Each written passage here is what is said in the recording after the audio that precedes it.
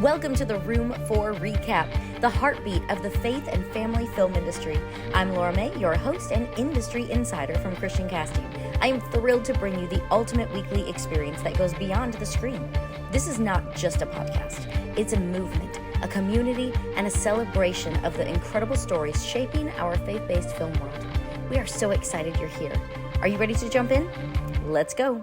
Hi, my name is Laura May, and I am the founder of Christian Casting and the ROOM4 app. I am a wife, mom of 9, casting director, producer, actress, and writer from Southern Maryland. Hello, my name is Xavier Garcia, writer-director based north of Boston, and excited to get into all things cinema and story. Hi, I'm Drew Hunt. I'm a wife, a mom of 4, an actor, a content creator, and I am so excited to be spending this time here with you. Hey guys, I'm Keys, and I'm a mom to 3 amazing kids. I'm a writer, an actor, a radio host, and a ROOM4 intern. I'm excited to be on this journey with you. I am all in. So, what is the ROOM4 Recap? Here's what you'll find as you come along on this journey. We are your backstage pass to the latest in faith and family films with upcoming news, compelling interviews with industry leaders, exciting opportunities for exclusive giveaways, free festival passes to VIP access at industry events, and more. This isn't just news, it's an invitation to be a part of something extraordinary. We are not just observers here. We are participants in the ROOM4 movement, and we want to invite you to join us. All right, welcome back, you guys. Super excited to be here. This week, Keys has some incredible new events to talk to you about. Drew's going to be telling us what's happening on socials. And Xavier, soon, your event's going to be happening. In fact, it'll probably have been passed, right? Yeah, by the time this show launches. Yeah, by the time this show airs, the event will have passed. But you were telling us this morning, you were telling the team that you literally have folks flying in from where? Yeah, no, there's filmmakers coming in from all over. So there are filmmakers that were part of the project that are going to be flying back in, that, you know, whether it's cast and crew. But then there's also other filmmakers that we've met along the way. There's a couple of gentlemen from Ireland that are going to be coming in, and you know, we're talking not just about Good, the examination of an accused witch, but they also have a project themselves that is very close in storyline, and so there's a possibility of collaborating there. They've already filmed a feature film for their project, and they're trying to expand it, and it deals with very similar themes, and so they saw ours, and I saw their trailer, and we all got excited, and it was either I go to Ireland or they come to Boston, and I was like, I want to go to Ireland so bad, but they're like, but you have an event coming up, maybe we meet there, and so that's how that worked out. That's so exciting. Yeah, that's awesome. Okay, so y'all, fun show today. We're bringing some cool stuff to you. So Drew, start us on socials. I love when you guys chime in, and I love hearing from you, and Drew keeps such great tabs on that. So tell us what's been happening. Yes, I know. I love it too. Okay, so let's see. We posted a story that was, I thought, pretty insightful about what happens after the audition. And it kind of gives you a breakdown of, after you leave the room, if you're an actor, you do your thing and then you walk out, and here are the things that are happening after you leave the room. They're not just trash talking, you guys. No. So basically the gist of this message was, hey, if you don't book a role, this is not personal. I loved this article. I think it was from Backstage. I love it because it gives you such insight into how much attention to detail, how many layers are involved in making a selection for just one role. Like, it's so multifaceted. So we shared that to encourage you and to help you just take heart. If you're kind of in that space right now, or you maybe haven't booked anything, and not just as an actor, you know, there are plenty of other roles in the film space besides just acting, right? If things aren't just quite coming together for you right now in your career path the way that you're hoping, it's not personal. It does not mean that you don't have value, you don't have gifting, you're not called here. It doesn't mean any of those things. It's just information telling you to keep taking the next step in the right direction, and just keep putting in the work. keep taking heart in the process and knowing that you're going to get there. I feel like it points back to the episode that we've just done on excellence, just about don't hear that word no. If this is your heart, you feel like you've been called here, the word no means nothing. It's an invitation to keep moving forward. So anyway, great article. Go check that out.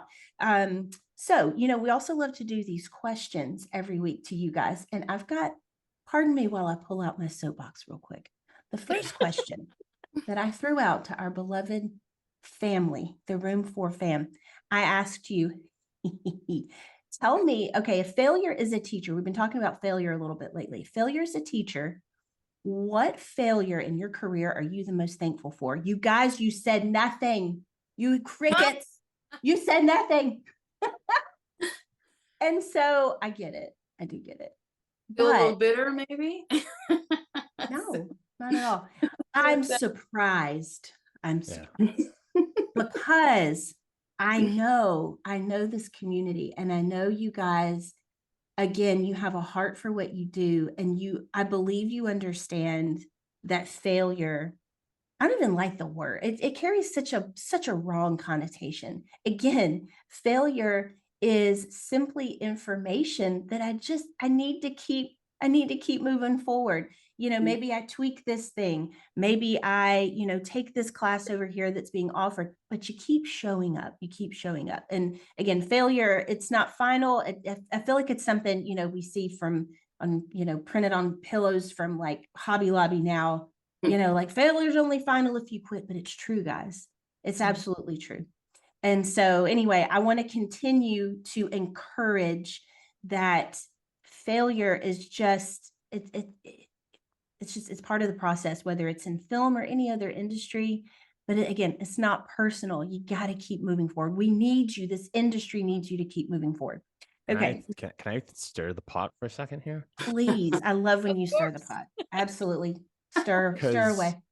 Because I wholeheartedly agree with you. I think, as far as failure is concerned, and when you're told no, that's just an invitation to take another step forward, right? Absolutely. For those of you that are called, that for a fact, it's like, I know that I'm supposed to be in this. But what about those that are like, I like this, I don't know. When do they take the hint? When is enough failure like, you're wasting time for where you're actually supposed to be?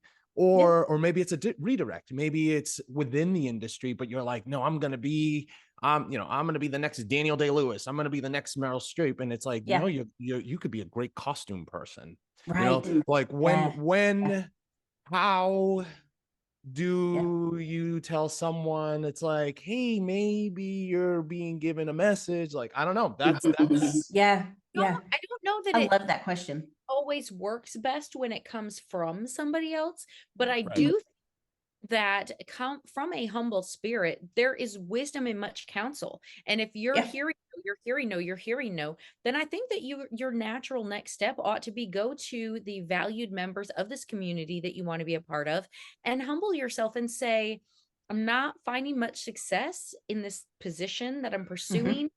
How do you see me moving forward? And be grateful enough for the failure to say, what does this mean about how I pivot in this? Make it absolutely. Not absolutely. Like you suck. Sorry if anybody doesn't like the word. Go home, do something different, or pivot. I'm telling you what, I have been in this industry for almost a decade, and I still would show up to a Garcia Brothers production, even if I was just like, my job was to tie shoes. I would sit there at wardrobe, and I would tie the best shoe tire, just to be in that world, because I literally love this creative community so much. I'm telling you, 10 years in now, I'm part crazy, but that's okay, because not everybody would do that. But like, when you find your tribe, you have to be a little crazy to be in this industry. Just a little 100%. It's a requirement. Well, you do. And so I just want to live in this world, like every opportunity I get. So if you're like, I've tried to be an actor, or I've tried to be a filmmaker, or I've tried this, y'all, there are so many positions still open. Absolutely. Absolutely. Right. So I said, you're needed. That their favorite position is craft services. Yeah. Because Awesome. nobody, Hospitality. Yeah. nobody, nobody feeds those people on set like Crafty does. And they're their soul there while they're feeding their face. And it's such a needed, precious position that so many people are like, oh, I don't want to refill the granola bar tray. I don't want to plates. But y'all, that is such a beautiful gift. In fact, we had just recently, there was a position in Texas for 2 weeks. Like they literally needed somebody for craft services, but they said, hey, we're going to be picky on who this hospitality person is because this is an important role. It matters. So you found some no's, seek counsel, seek godly, wise, industry-wise counsel. Don't ask your grandma. Don't ask your neighbor. Like ask film folks that you respect, and say, where could I pivot? So that's my advice on that. I'll say this, and ask yourself this question and be honest with yourself. Like, are you in love with the art that is in you, or are you in love with you in the art? The idea of, because there are people that are just in love with the idea of them being in the art. And so that's so good. I think like when it comes, like we're all given gifts. And again, I think you could very much be called here, to this industry, and maybe, the doorway that you entered, like for me, I think, the doorway is acting. I feel like there are going to be other things. So I'm trying to follow the breadcrumbs and, look for where are you effective? Where are you seeing people responding to the work that you're doing? And I think a way to do that is, Xavier and Laura, kind of like you've already said, open your hands up to the many facets of this industry. If this is where you want to be, it ain't just all about acting. There's so many other parts of the industry, and start touching them and see, again, what feels right and where do I have effectiveness? And so anyway, that's so good. I thank you for starting the pot. Well, and there's being enamored with the industry is only going to take you so far. It is not. Because the industry does not love you back. No, it's unrequited. It's unrequited love. It's like it does not love you. It does not love you back. It wants to use you. It wants to abuse you. It does. It does. Look, it really does. And so I'll say it again. It's like, are you in love with like the art that's in you, the talents, the gifts, everything that's like waiting to just burst out because it's been placed in there and it has a purpose and there's a reason you've been called in order to serve that purpose and reason? Or do you just want to see yourself surrounded by all of these other people that are following the purpose and the call, and you're just like, oh, they're so driven. Oh, wow, look at all that they're doing. Look at all these successes. Like, I want to be a part of that. And then you just throw yourself at this unrequited lover, and they're just gonna, say no to you. Yeah. Well, I think people love to come to this industry and say, well, I feel like God wants me to XYZ. And then they feel like they don't need to put in the work. And it never ceases to astound me how many emails I get, how many messages on Facebook, how many, people go, well, do I need headshots? Well, do I need to have a resume? Well, do I need? Yikes. And so if you showed up to a traveling soccer team without cleats and without, well, probably not going to let you play. No. And then, and like if somebody says, well, I'm called to be a brain surgeon. Well, you better go to school, okay? Because you are not cutting my head open without a degree or two in brain surgery. And I'm not sure where that, in the creative arts, and it's in singing too. Oh, glory. It's in music as well. It's like, well, God called me to do this. I feel like, and it's usually, I feel like God is calling me to do this. And there's a major disconnect from reality, because in any other business, and filmmaking is a business, Xavier and I could go on that. But in any other business, we would never show up unprepared and unequipped and say, well, you better make space for me because Jesus told me to be here. Like, people want to put on the tracksuit, but they don't want to run. They don't want to practice. They don't want to, they just want the uniform. And it's like, no. And I allude to Xavier's track history, and go ahead. No, my high school had some pretty awesome speed suits. So, and I think there, and we had a big team, and I To think see people photos just of wanted, those yeah, speed I suits. think people just wanted to be in those unis. Mm. So, yeah. Oh, But yes. you know what? In I your love that. diet, you give things up. In your time, you give things up to train, to prepare. And this industry is no different in that. If people could understand that one thing, in the faith film world, I wish that they could just grasp that, because I think it could change everything in our ever revealed spirit of excellence. I wish people could understand that when I come to the table, when I show up in the room, I want to be ready. I want to be equipped. I want to have the things that it takes. Because I just look foolish if not. I don't. Yeah. Nobody's gonna take me seriously. And Yeah. maybe one day I'll get a half a chance and I can be involved in something, and that's fine. And sometimes that does happen. But if we're talking about an end goal, like this is Mhm. what I'm called to do, and you may Mhm. say, well, how do I know that I'm called? My opinion, one of the marking features of this is going to be, because even though you try to do everything else, it never goes away. Like, Mhm. do Mhm. this because I Mhm. can't do Mhm. anything else. Like, it Yep. just keeps pulling me back. And that's Yeah. when I think it's really a God deposited thing, because other Yeah. people try it and they're like, this is for the birds. That's a Right. lot of Yeah. yeah. Yeah. Yeah. And then they see Yeah. themselves out. And that's Right. the beautiful process, is like, you show up, you're like, oh no, too much. See ya. I'll enjoy it from the other side. Right. Like he said on our last show, she's like, I love me some good television. I love to watch. And I love to consume good media as well. But to be on the other side of it takes a really big commitment. I don't know that many people starting out understand. I don't know. Yeah. Do you? It does. It has to be that extreme. It's like you really. It Mhm. almost is like, if I don't do it, I would die. Like, what else is Mhm. there? What I else is can't there? imagine doing anything else. Yeah. Like, there's nothing else there. Yeah, like, and that there's this constant burden within you that's like, there's nothing else. This is Mhm. what I must do. This is what I. Mhm. So I Yeah. think that's a good barometer. I think that's a great litmus test. And then over the course of the time spent prayerfully walking this thing out, then that Yeah. that gets kind of like fine-tuned, right? Like, that path Yeah. gets very specific, and it becomes Mhm. very, Mhm. it's like, okay, where exactly within this world of creative Mhm. expression am I supposed to be? Yeah. And again, I think you see opportunity and effectiveness start to present itself. Can I add one thing to that I have learned the hard way through my own journey here, is to never worship the gift more than the gift giver. Right. So just throwing that out there, if that resonates with anybody. Yeah. Okay, so Yeah, I think that's such what we a- talked about with excellence. Like, okay, keep it in your Yeah. hands so that it's loose, right? Because Mhm. it's like, Absolutely.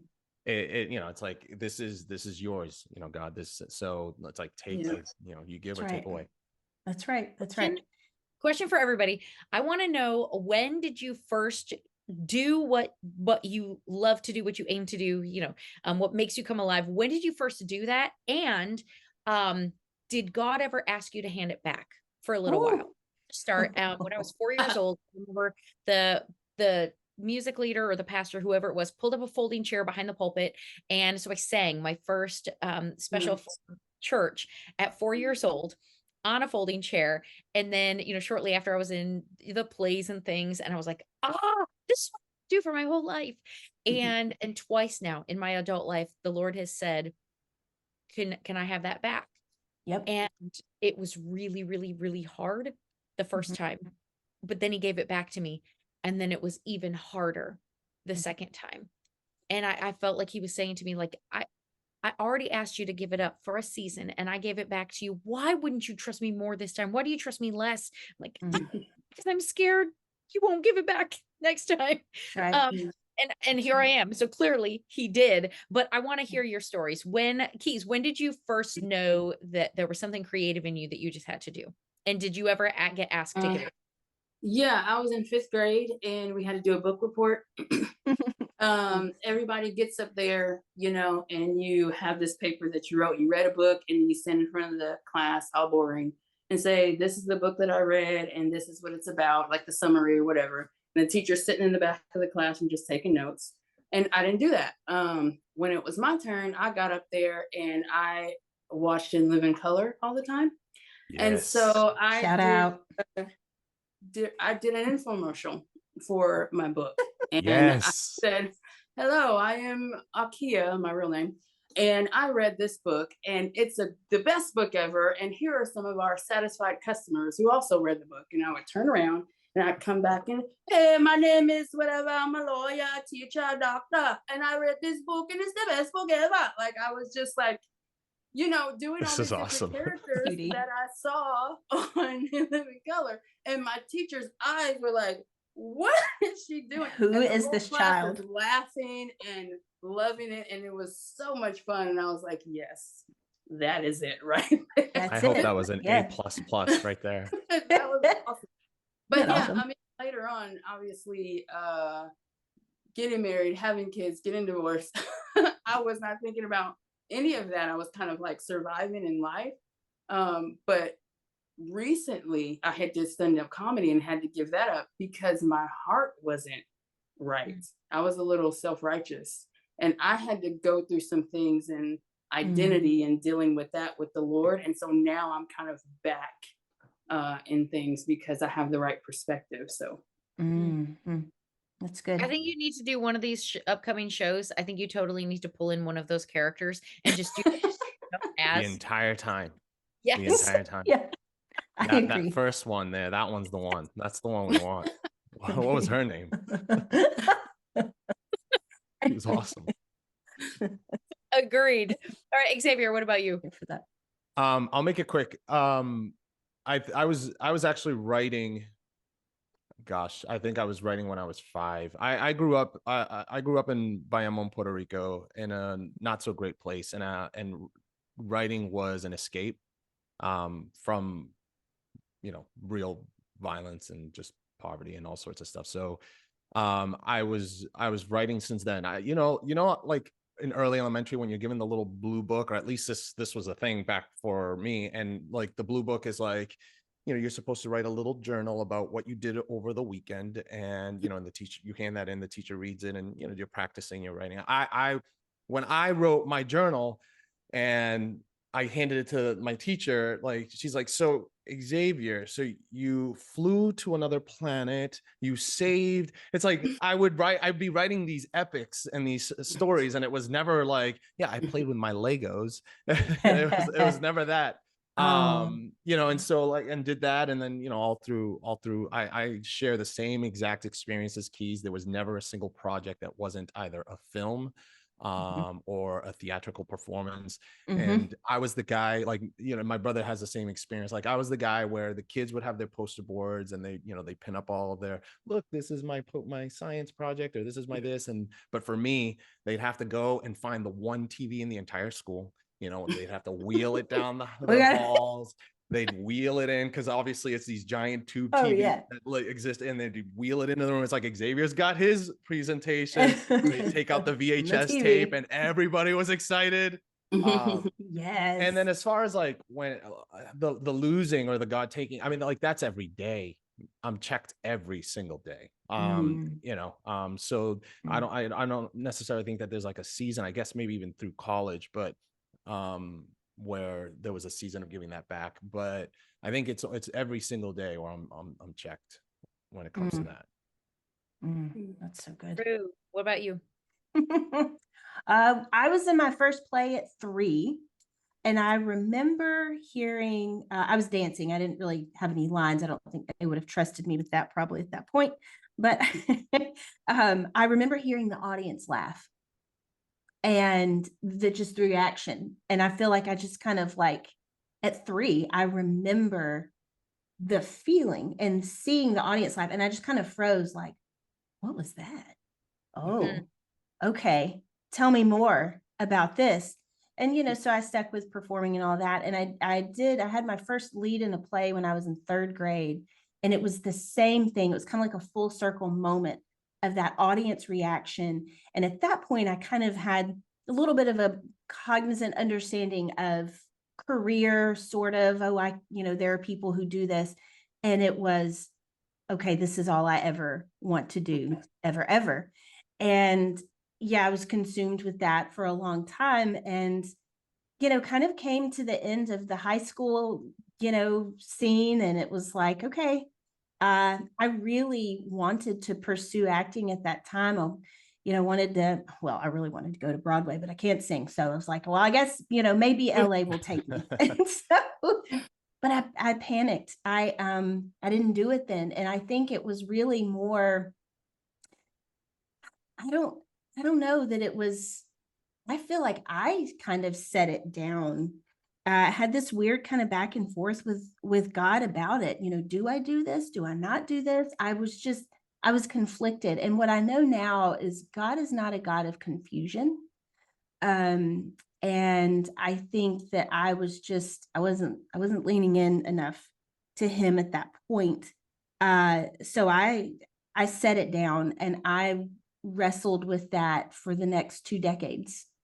Until, I feel like I kind of had a undeniable moment with him last fall that I couldn't shake. Like you said, when you know that you're called to do this, you can't get away from it. So I walked around heartsick for years and years and years, just trying to fill it with anything else. And it wasn't working. And finally it was like, when are you finally going to do something about this? So I finally said, okay, I'm in with me and all my kids and momming and all that. I don't know how this is going to work, but I think this is what you made me to do. I'm willing, I'm ready to step into it. And Buddy, he started helping me make connections and putting people in front of me, just things I could have never imagined. And then it wasn't too long into that to where, like I mentioned a few minutes ago, I had that moment with, okay, don't start to put this ahead of me, and so there's been a little bit of a, okay, do you love this more than me type of moment that I've already had before the rocket has left the launch pad. He's like, let me just check you on this real quick. If I asked you to set this down as though I'm never going to give it back to you, are you going to be okay with that? And so, Xavier, I think it's so much like you just said. I'm so glad you said that out loud, because it kind of just clicked for me like, oh, so this is a daily thing. It's not a wrestling per se. It's just a daily, it's that dying to self every day, because, I love this industry, and as hard as it is and what it does, I believe in it so much. I believe that, culture sits downstream from entertainment. And I believe that it has a very important place in culture. And I love what God is doing in it. And I want to be a part of it, but I want to be a part of it in the way that he's called me to be a part of it. And again, being open-handed with whatever that means. I have a feeling the journey is going to wind up looking nothing like I expected. But I'm here for that. Yeah, I'm here for that. Because his story for us is so much better and bigger and more exciting and better tailored for us than anything that we could do ourselves. I've tried to do the last 2 decades with me holding the pen. And finally, I've reached that point where I'm like, all right, I'm going to give it to you. Because it turns out I'm not so great at writing the story myself. So, yeah. So anyway, yeah, it's been interesting. But he's faithful, man. It's very cool. An adventure. I think he wants to take us on an adventure. I think we're all invited to an adventure with him, if we'll just, be willing to say yes, step out of that comfort zone, not fear failure so much. And be willing to see it as that. I think there's a component of us that has to recognize, okay, this is a journey. It is an adventure. And so like the hill and the valley is part of the adventure. And he's with you on both. Yep. Throughout it all. So good. I love that question. Thanks, Laura. I think a future show, maybe we need to talk about identity too, because I know one of the times that 100%. the Lord asked me to hand it back, there was a long season. And then I realized that I didn't know who I was anymore, because I wasn't the one who's pursuing this. And that's when God revealed to me that I had put my whole identity in that. And that's a place to be. And that is, I think, what the church did in Revelation when he says, you've forgotten your first love. Like Mhm. ministries are great, but and you say you do them for me, but you've forgotten to love me. Mhm. And so it's definitely something, Xavier, I like that you say, it's a daily thing. And for me, he's had years at a time where he said, I need you to trust me enough to lay this down. If you trusted me to give it to you, the Lord gives and the Lord takes away. Blessed be the name of the Lord. And the fact is, I was like, you know what? If this is all I ever got to do, thank you for the season that I had. Thank you for That's that. right. That's But right. I rediscovered, so Keys, maybe even you with, stepping out of comedy for a little while, just rediscovering who you are in him first and who you're called to be. And I think that that's something we do need to check ourselves with often. And Mhm. Xavier is infamous for saying, and I'll paraphrase, but check yourself or God will. Humble That's yourself right. or he will humble you. Like Mhm. I'll the first, thank you, not the latter. Yeah. Well, we only have a couple of minutes left. So Keys, I'm going to throw it to you because you have some cool events to throw at us, giveaways. Yeah. So let's do that. Yeah, real quick, on May 16th through 18th, there is a Jamaica International Faith Film Festival in Kingston, Jamaica. And it's, oh, how fitting that I just did the accent. Lord have mercy. Okay. So they're going to have a red carpet. They're going to have screenings, performances, and awards. You got to get out there to Jamaica. Okay. Near the beach. So get out there for that Faith Film Festival. And then on May 18th in downtown Tucson, there's an International Film Festival and Screenwriting Competition presented by Faith in Film. Their aim is to help launch the careers of faith-based writers and filmmakers. So make sure you go to all these. You'll find them on filmfreeway.com. That's how you'll get tickets to that. And then in theaters, May 21st and 22nd is Multiplied. It's a documentary about the current state of evangelism. So it's kind of cool. It was directed by Chris Worthington, and it's produced by Every Nation Will Bow and the For the One studio. So you can look up these studios if you want to see other projects they're doing and get connected with them. And then in theaters on May 24th is Sight.